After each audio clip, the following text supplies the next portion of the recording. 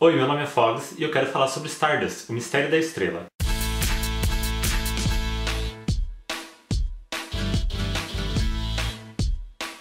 Stardust, traduzido para o Brasil como O Mistério da Estrela, é um livro do Neil Gaiman e foi trazido para cá em 2008 pela Roku. Em 2007 também foi lançada uma adaptação para o cinema e eu quero explicar para vocês porque eu gostei de um e não gostei do outro. Esse livro é descrito como um conto de fadas para adultos e a gente vai acompanhar a história do Tristan. Uma observação aqui é que o nome do personagem na verdade é Tristram. Apesar de eu conseguir falar perfeitamente 3 pratos de trigo para 3 tigres tristes, eu não consigo falar Tristram. Então eu vou usar a licença poética do filme, que também usa Tristan, sem um R, que é muito mais fácil de falar e ele mora num vilarejo de muralha, fronteira com a Terra Encantada. O Tristan é apaixonado pela Victoria, que é a moça mais bonita de todo mundo, segundo os olhos dele, e de toda a cidade. E durante um encontro eles veem uma estrela cadente e, apaixonadíssimo, o Tristan promete buscar a estrela em troca da mão da Victoria em casamento. A questão é que a estrela não é uma pedra, um pedaço de metal que caiu do céu, a estrela é uma mulher. E mais do que isso, uma estrela é muito valiosa não apenas para o Tristan, por conta da Victoria, mas para muitas outras pessoas que a gente acompanha aqui. Uma dessas pessoas é a Rainha das Bruxas. Ela é líder de um grupo de bruxas que procura o coração da estrela, porque esse coração vai trazer de volta a juventude delas. O outro núcleo que a gente acompanha aqui é o da Fortaleza da Tempestade, em que o Senhor da Tempestade tá morrendo e ele tem que passar para um dos filhos dele. Ele tinha 7 filhos, mas no começo da história aqui tem só 3 vivos. Tem um colar, que tem uma pedra, que é o comando da Fortaleza das Tempestades. Para fazer uma competição entre esses 3 filhos que estão vivos, ele joga esse colar pela janela e esse colar vai pro céu e derruba uma estrela, que é a estrela que o Tristan e a Victoria veem. Então é claro, os príncipes estão atrás da estrela também por conta do colar. O filme segue a mesma história, claro, com algumas adaptações, porque é uma mídia diferente e etc.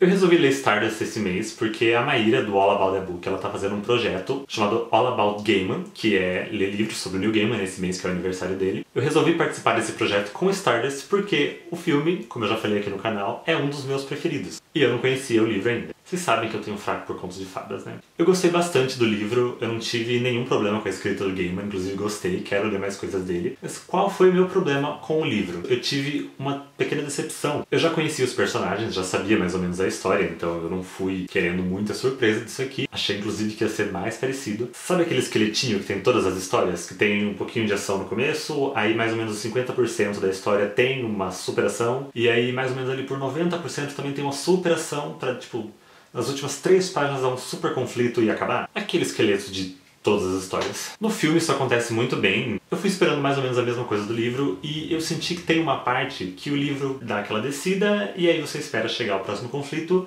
e o livro acaba. Como se a última metade do livro fosse todo o final do livro, sabe? Aquela parte que você considera o final. Não é um livro longo, tem 260 páginas. Com a minha experiência de que eu já conhecia o filme e que no filme tem uma super batalha no final, eu tava esperando pelo menos algo parecido ou algo da mesma proporção no livro e não tem. Tem o conflito no meio, que tem no meio do filme, e depois só, tipo, acalma. E sim, faz muito sentido o final, não é como se ele tivesse deixado incompleto ou tivesse esquecido de alguma coisa. Eu tava esperando que tivesse algum tiro, alguma porrada, alguma bomba, e simplesmente não tem. Outra coisa que tem no filme que não tem aqui são alguns personagens novos, da mesma forma que tem personagens aqui que não vão pro filme, naturalmente, é uma adaptação. Mas é um personagem que tem muito destaque no filme, que é o Capitão Shakespeare, tem mais ou menos o mesmo enredo, só que não é o mesmo personagem e nem as mesmas características de personagem. É um dos personagens mais interessantes do filme e fez muita falta aqui. Eu não sei se no filme foi ideia do Gaiman escrever, ou se foi ideia do diretor, ou seja lá como é que funciona isso. Eu já conheci o personagem e fui esperando que ia ter ele aqui e não tinha, e eu me decepcionei. Na jornada do Tristan, ele também cruza caminho com outros personagens que são secundários. É tudo muito rápido, assim, não é muito aprofundado, enquanto que no filme você descobre um pouco mais de cada personagem. Eu acho que isso foi o que fez eu me apegar à vilã, ou ao Tristan, ou à estrela. Uma coisa que eu gostei no livro em relação ao filme foi o final, que sim, são diferentes. Mas o final do filme ele é mais hollywoodiano e mais bonito e romantizado. E no livro ele é um pouquinho mais triste, mas eu achei que foi mais bonito, eu achei que fez mais sentido. O final que eu digo, não esse final que eu tava reclamando do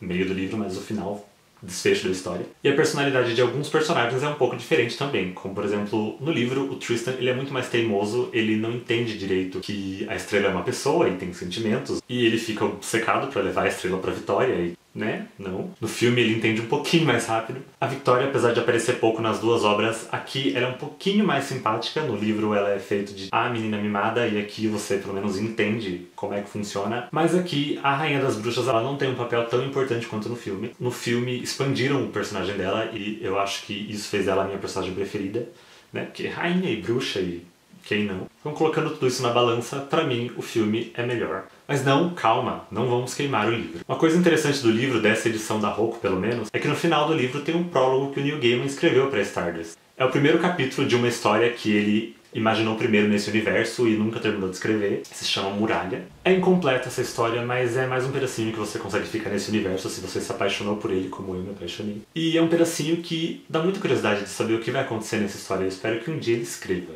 Então, a minha dica é, se você quer se surpreender com o filme, você começa pelo livro, pra você conhecer mais ou menos como são os personagens. O final é diferente, então você não vai correr o risco de levar spoiler do filme. E o filme ele é muito mais intenso, o romance é mais intenso, a vilã é mais intensa e as cenas de luta são mais intensas. E tem um personagem do Capitão Shakespeare. Mas se você não tá com muito tempo, não quer arriscar, ficar entediado com esse livro, eu sugiro que você assista primeiro o filme, tem no Netflix, são 2 horas e é um filme sessão da tarde. Você já deve ter assistido na sessão da tarde, inclusive. E se você se apaixonar pelos personagens, aí você vai atrás do livro pra conhecer qual é o lado original que o autor queria. Comentando um pouquinho sobre a minha edição, essa aqui da Roku, que eu já falei pra vocês. Ela tem essa capa maravilhosa, toda brilhante. É sério, eu acho muito linda essa capa. A fonte é boa de ler, é grande. Ela tem algumas poucas ilustrações, como por exemplo aqui nessa primeira folha, no final, e no começo de cada capítulo. Então se você gosta de contos de fadas, fica a indicação de Stardust. Eu vou deixar aqui embaixo links do canal da Maíra sobre os vídeos que ela fez. A minha decepçãozinha com o livro não me fez desgostar do universo de Stardust, porque eu sou apaixonado pelo filme e os dois vêm da mente do Gaiman, então o Gaiman não perdeu nenhum ponto comigo. Aliás, qual o próximo livro eu devo ler dele? Deixa aqui embaixo se você tem alguma sugestão. Não esquece também de curtir esse vídeo para ajudar na divulgação, se inscreva para receber vídeos novos toda semana e a gente se vê no próximo vídeo.